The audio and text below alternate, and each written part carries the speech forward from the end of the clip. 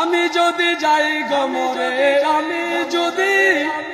আমি যদি যাই গমরে বিদেশের মাটিতে, লাস্টায় আমার পৌঁছে দিও বাবার কোলেতে তোমরা, লাস্টায় আমার পৌঁছে দিও মায়ের কোলেতে। মোহাম্মদ বলেন এই জগতে মায়ের মতো নাই কেহ আপন, আরে সে মায়ের না দেখায়া দিও না দাফন।